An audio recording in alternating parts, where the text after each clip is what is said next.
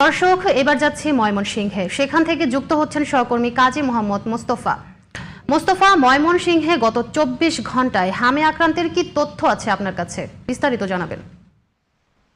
জি মুক্তা, ঠিক যেমনটি শুনছিলেন, ঢাকা মেডিকেল, এরপর রংপুর, এবং আমি এখন এই মুহূর্তে বাবুসি মেডিকেল কলেজ হাসপাতালের ইমার্জেন্সির সামনে অবস্থান করছি।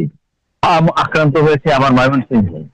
আপনার স্বাস্থ্য বিভাগের তথ্য মতে ময়মনসিংহ মেডিকেল কলেজ হাসপাতালে 17 মার্চ থেকে এ পর্যন্ত 1850-এর মতো রোগী ভর্তি হয়েছে হাম আইসোলেশন ওয়ার্ডে, যার মধ্যে 46 জন মৃত্যু হয়েছে। গত 24 ঘন্টায় আরো এক শিশু মৃত্যু হয়, এই নিয়ে 46 জনের মতো মৃত্যু হয়েছে।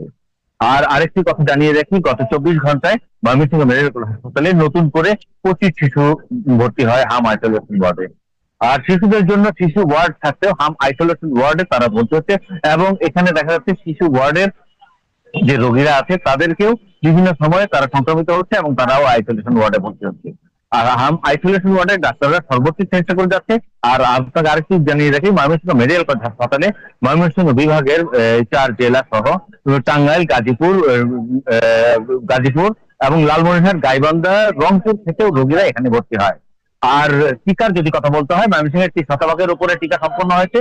আর ডাক্তাররা বলছে সচেতনতার অভাব এবং এবং মায়েদের অর্থাৎ ইমিউনিটির ক্ষমতা কম। ধন্যবাদ আপনাকে।